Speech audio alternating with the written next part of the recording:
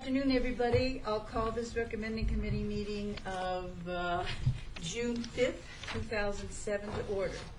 Are we in compliance with the open meeting law? Yes, we are. This meeting has been posted in various locations throughout the city. I'd like to read the first item, Bill number 2007-21.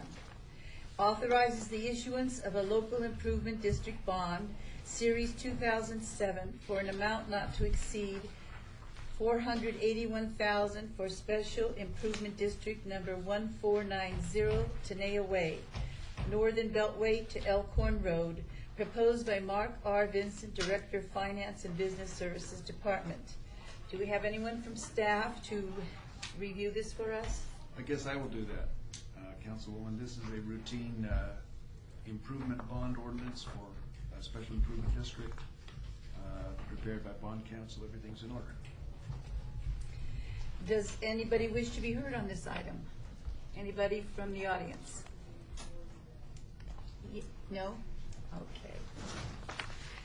Council, with that, I would move to refer to council with a due pass, bill number 2007-21. All right. That's my motion. That's your motion. All in favor? Aye. The motion passes. Move on to the agenda item number 4, bill number 2007-22, amends the city's drought plan regulations to allow new turf to be installed in the front yards of single-family dwellings, subject to existing overall turf limitations, sponsored by the esteemed Councilman Stephen D. Ross. Anyone from staff wish to cover that Council, information? Margot Wheeler, Planning and Development. This ordinance allows for the same amount of turf, but allows it to be in the front yard and not only just in the backyard. This is comparable to what is done in other local agencies and is in compliance with the Water District drought ordinance. Staff recommends approval. She said what I was going to say, but she said it way better. Are there any comments? Anybody wishing to be heard in the audience? All right. Mr. Councilman, would you like to make a motion? Certainly, Council, with that, I would move to refer to council with a due pass, bill number 2007-22. All in favor? Aye. The motion passes. Moving to agenda item number 5, bill number 2007-23, eliminates the quote resolution of intent unquote process as an alternative process for future rezoning approvals, proposed by Margot Wheeler, Director of Planning and Development. Thank you, council members. This ROI process is not required by NRS. It is an administrative process that then requires follow-up and makes possible the case where we would have adopted a general plan designation and zoning that match, and then if the project falls out, then the zoning falls out, and I now have a non-compliant property with regard to the general plan designation and zoning. By hard zoning, we are not taking away anything from the property nor anything from the city, in that any future applications would still have to go through the process if they wish to change, but it would retain the general plan and the zoning compliance, and it would eliminate the need for a second action that is required right now. The conditions that are currently placed on the zoning by Public Works or any other department are more appropriately placed on the site plan, because if the zoning were to fall out, or rather if the conditions were not met, we would certainly not then rezone the property for failure to meet conditions. Staff believes this is a streamlined process with only positives for the city and is recommending approval. This is procedural. Yes, it is. Anybody from the audience wishing to speak on this item? Any comments? Mr. Councilman, do you have an agenda? I have a motion, Councilwoman, on the... Well, I thought that would be part of the motion, your agenda. I would move to refer to council with a due pass, bill number 2007-23. All in favor? Aye. Aye. The motion passes. Moving to agenda item number 6, Bill number 2007-24 amends the regulations governing the use of city parks to prohibit persons over the age of 12 years from being within a certain proximity to children's play areas or play equipment, except under specified circumstances, proposed by Karen Coyne, Director of Detention and Enforcement. And I believe Karen's here and would speak on this. Or you want to speak first? I'm Chief Coyne in the city at this point, with your permission, Chief. First of all, let me start by saying that at the end of my presentation, we're going to recommend that this will be tabled today, probably for 2 weeks, probably no more than 4, and I'll tell you the reasons in a moment. I'm going to give you a little history. There's been a lot of controversy, obviously, surrounding this bill, as if it's the first time the city had conceived of an idea of separating children 12 or under from the rest of the population to protect them from predators or drug dealers or other people that may menace them.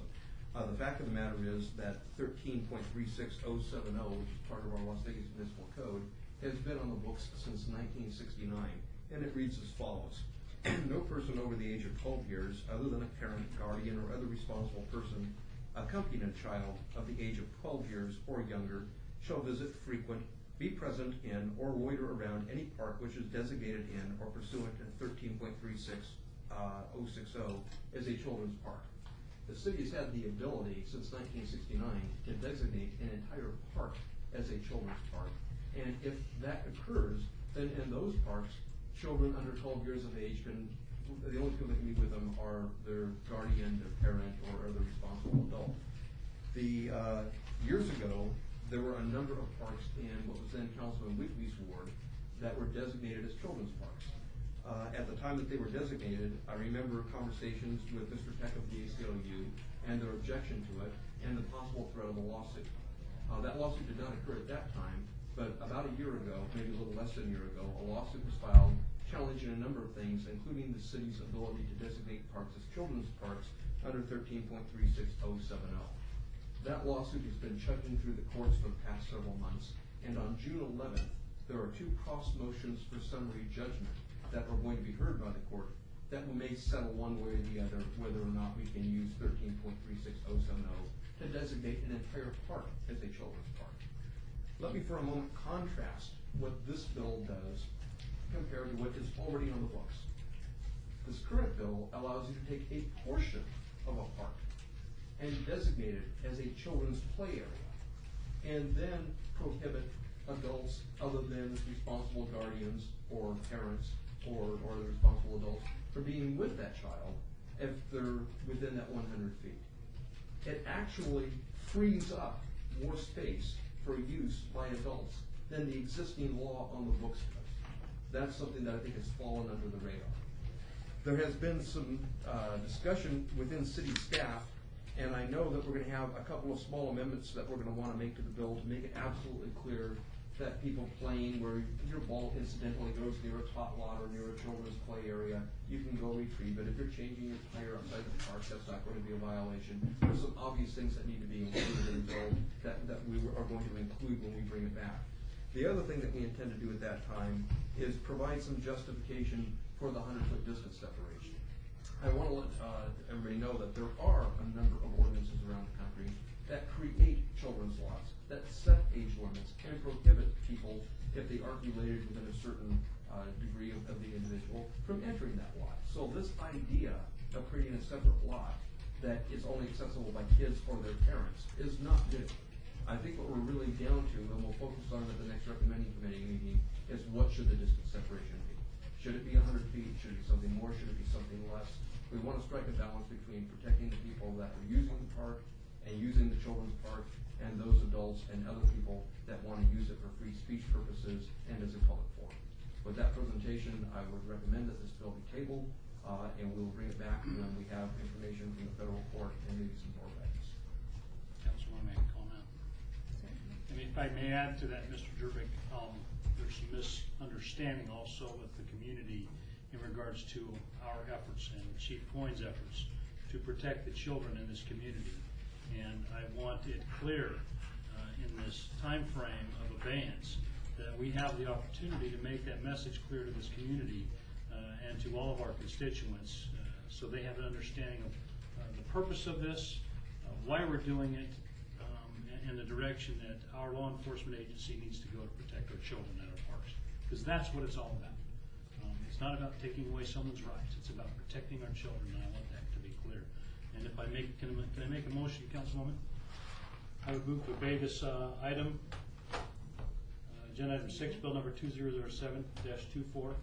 If I could make a suggestion that it just be tabled, and then we'll bring it back at an appropriate date. If you obey, you have to pick a particular date. And that's what I was gonna do, and then I'll make that motion to table this agenda item, Councilwoman, until legal staff has had time with the chief to take a good look at all of these issues that Mr. Jervik has brought up. Could I just mention something else too? Don't we have signs up in some of our parks already that create a distance away from the playground area for the younger children? Actually, I don't know that we have a distance separation. If we do, I'm unaware of it. I am aware that there are 3 parks in West Las Vegas where if they are designated children's parks, they are marked as such, and adults other than parents, guardians, or responsible adults that are with them are prohibited from entry into those parks. Yeah, I didn't mean a distance per se from it, but from wherever the distance of the playground park goes. Yeah, right now I'm not aware of a distance separation from the perimeter of the park and adults. Okay, that's my motion, Councilwoman. And can I ask you if we have your motion and there are people who are here to speak today that may not be able to make another meeting, if they could speak? It's entirely your call, Chairwoman. All right, Mr. Kristoff, let's have you speak before the motion. I'm going to give this to several people, if you mind, as you just brought up the subject. It's 1969. And then we got over because time doesn't make it. It's rolling out.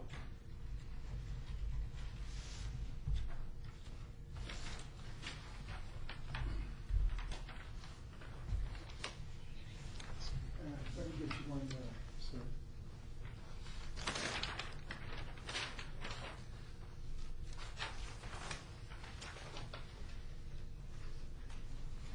There you go. There's 2 pages to this. First page is something that everybody ignores. Everybody, I don't care who they may be, they ignore it. It's way off, knowing that some of the parks are so big that they only have it sometimes right at the entrance, sometimes they have it in, way over to the left or the right of the entrance. I believe the reason why I spoke to the mayor and several people Monday was very concerned, as you are, Councilman and Councilwoman, on the legal technicality. I discussed and had conversation with Mr. Gary Peck. I present the concern of how we can solve this and not have all this legal stuff going back and forth. He said the golden word in some part of his conversation, or the legal part of the part. Excuse my New England accent, but that's how you pronounce it. If we skirt, and if you look at that back page, the next page, you will see some of the old parks and a couple of new ones, but there are 3-foot fences to the back of them. Now, if we skirt these around concave to fit that children's area, where the canopies are going to be done by September, and put the benches in, and open up these 12-foot or 14-foot skirts going around 4-foot, where signs will be placed on every section of those skirt fence, in broad, big letters, English and Spanish, as well as the stop sign, saying it very clearly, with things saying, this is the things that's in place.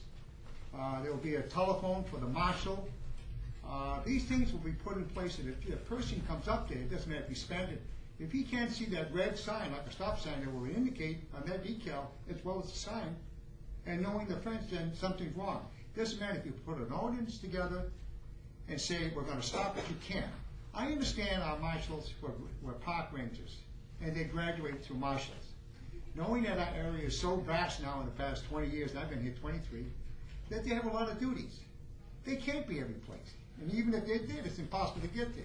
So who is impossible? We have a program from the Councilwoman, ambassador, volunteers, who in those residential areas are becoming very effective because they go there almost every day of the week for a couple of hours.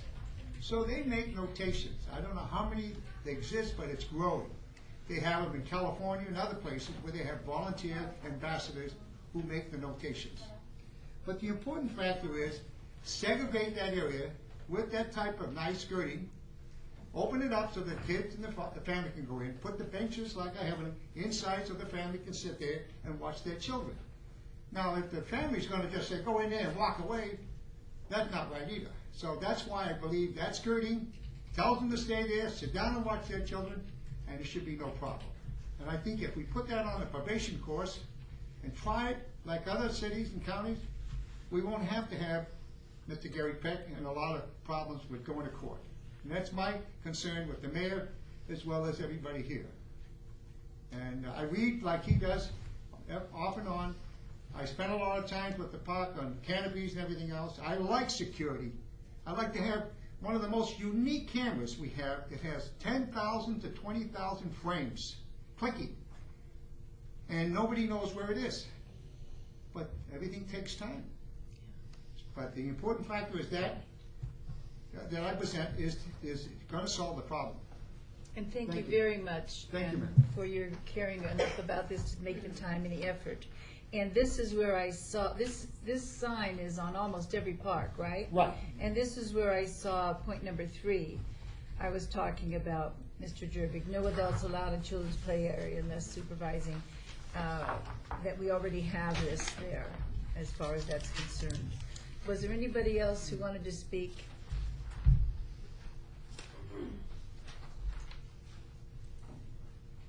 Thank you, Councilwoman Tarkanian. My name is Lee Rowland. I'm the staff attorney of the ACLU of Nevada. As City Attorney Jervik mentioned, of course, we are involved in litigating the children's park issue. And just to be clear, especially Councilman Ross, we don't have, of course, any issue with protecting children. Our issue is the way that these rules have been enforced in the past. And our contention, at least in that case, is that unfortunately we think those designations and the way they're enforced tend to operate more against a certain population than on behalf of a certain population, which would be kids. So that's our concern, is that when you're reducing access to public park space, that you do it in a way that isn't aimed at a selected population. And if the goal really is to protect kids, certainly I think there are ways to do that that don't criminalize purely innocent behavior that has no intent. And, you know, on a personal and a professional level, it kind of creeps me out if we've gotten to a point in society where your simple presence in a public park becomes a suspicion that you are engaged in some activity that's contrary to the, you know, interests of kids. Now, there certainly are interests in having play areas for kids that aren't abused by other folks, and I think that can be done more narrowly in a way that doesn't impinge on the general public using the parks. One of my concerns is the 100-foot barrier is actually quite wide, especially in some of the smaller parks. And it may actually foreclose a lot of areas that are and have been designed for adult use, you know, benches and water fountains. And so one of the things I would urge the council to do while this is debated is to draw some 100-foot radius circles around all those features and see what kind of public park space is going to be shut off, you know, and make sure that distance is rationally related to protecting kids as opposed to creating kind of bizarre circles of public park space where adults won't go.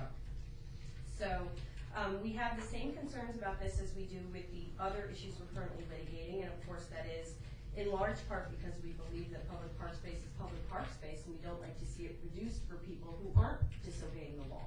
And again, you know, for people who are harassing kids, who have criminal intent, who may be sex offenders, there are absolutely ways to pinpoint that behavior in a way that doesn't criminalize all innocent behavior simply by virtue of being in a park.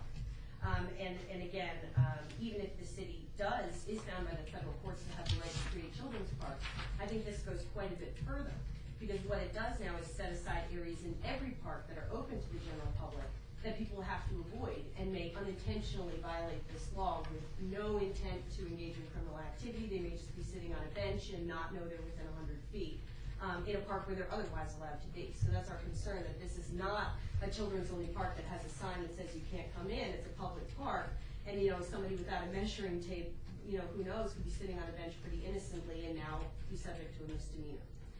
And I guess our final legal concern is the same as some of the others, which is that these laws, because they criminalize such a big amount of behavior, do intend to be selectively enforced based on people's appearance. And, you know, I think That's not an indictment of Metro. I don't think anybody has a bad intent to do that, but I think most of us, if we looked at a bench with a well-dressed, middle-aged woman who might look like a soccer mom and, say, a scruffy gentleman who you might think is homeless, you're going to have a preconceived notion of which one of them might be there with a child. And I think, unfortunately, that's the reality on the streets.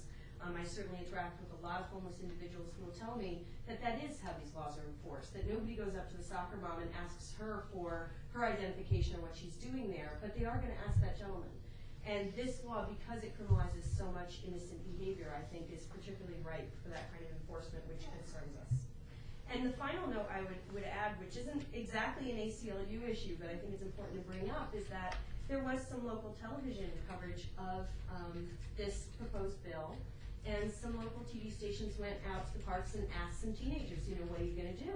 And I thought it was really sad, because some of those teenagers literally said, we don't know. Maybe we'll go to the mall, maybe we'll stay at home. And I think the city has an interest in encouraging kids to be physically active and out in the parks and part of the community. And now we've got 13 and 14-year-olds who would be committing a crime by being too close to playground equipment, even if they're not interfering with younger kids' use of that equipment. So again, absolutely, if it's targeted at conduct, interfering with kids' enjoyment of that, or harassing children, or leering at children, there may be conduct you can criminalize, but we would urge you not to recommend a bill that criminalizes simply being in a public park. So we're against that. And I also have a memo I'd like to submit for the record, if that's possible. Could I ask a question before you give your memo? The rule now states no adults allowed in the children's play area unless supervising a child 12 years or younger. You haven't had any question with that in the past. You've never brought that up. And that's all parks. We have, actually. We are in federal court on that issue right now. Oh, we are. I will give you some history, though, because I remember this conversation fairly well, and it was before Ms. Rowland joined the ACLU as staff attorney. I remember when the children's parks were designated in West Las Vegas, meeting with members of the ACLU and having a discussion about whether or not you should prohibit an entire park's, limit an entire park to just children's use only. And I remember a conversation then suggesting that, well, maybe if you split it in half or you had some area for adults or whatever. So I think that we might not be all that far apart in concept here. I think that, I don't think the ACLU is saying that they want to see children harmed. I don't think the city is saying they want to take away speech rights or the ability of all citizens to enjoy their parks. I think that the balance needs to be struck here between designating those places, because another thing missing from the record, I need to digress, is there are different types of children's play areas in this county. Some are what we call tot lots. And tot lots are not the place any right-thinking 13-year-old would ever go. The equipment is meant for 5-year-olds and 3-year-olds and people like that. And so those are fairly easy to designate. And I don't think you're going to find a lot of complaints because they're not used by anybody over a certain age anyway. I think when you get to the comments from people, what if I want to go with my girlfriend in the park after work and sit on a swing? Those are the kinds of things that need to be considered by the council, whether or not you want to make an accommodation for that, or do you want to accept those kinds of areas, or during certain hours, or things like that. And I think that's a discussion that we're going to ultimately have when this comes back to recommend. And I think what you said there is really critical about how we have to get the balance. Because our main goal has to be to protect the children. That's it. And we know that in this day and age, we're having more and more difficulty than we've had before in that type of thing. And there's got to be some way that we can balance it out, that we protect the children and we protect also the rights of others who have appropriate business where they are. I will tell you that on the play equipment for the 8, 9, and 10-year-olds, usually it's better not to have 12 to 16-year-olds there, because even if they don't mean to, their bodies are bigger and they bump and they hit, and there's been problems at schools as well as in park areas too. And if I could get Chief Coyne gave me a statistic this morning that really shocked me, and it was the number of people that had been arrested or picked up in our parks in the last couple of years that were engaging in inappropriate behavior in children's areas. If you could, Chief.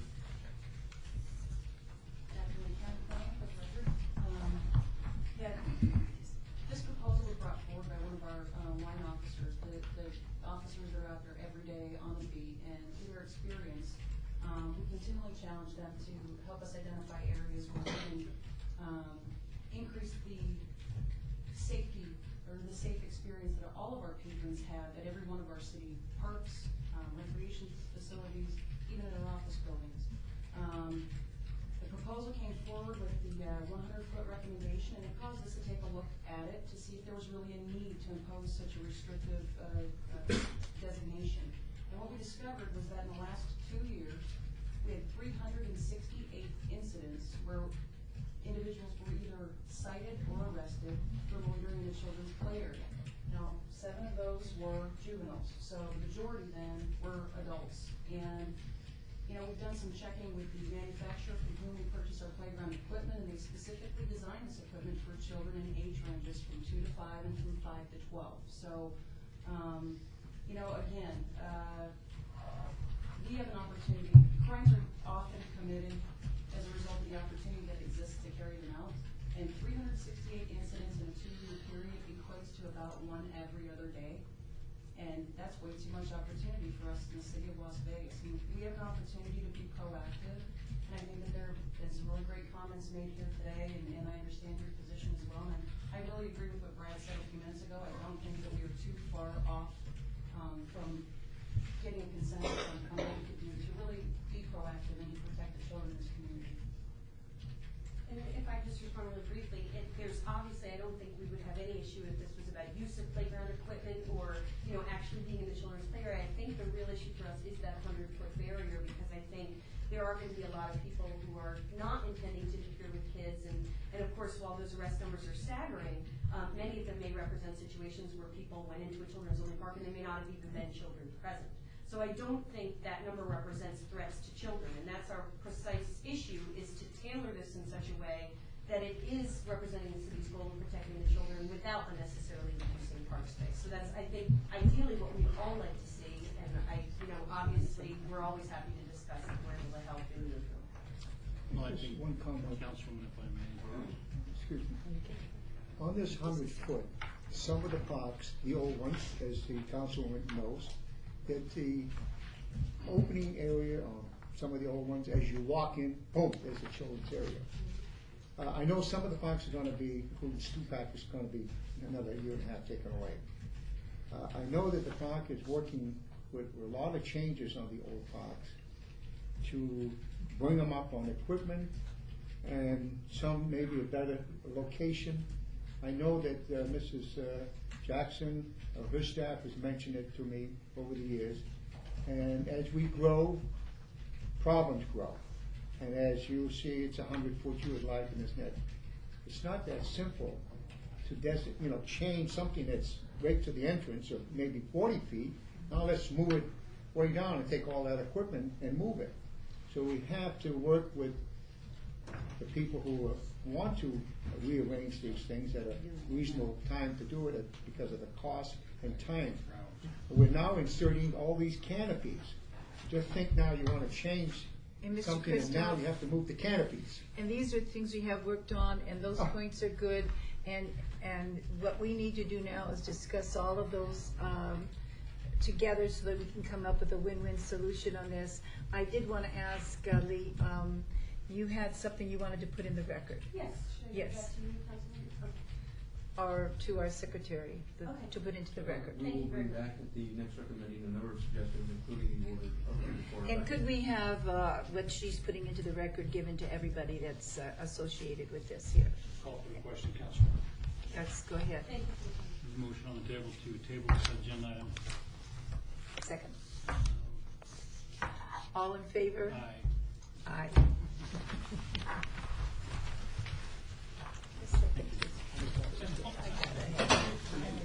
Yes, this is participation. Before everybody leaves, is there anybody here who wants to make a comment from the public?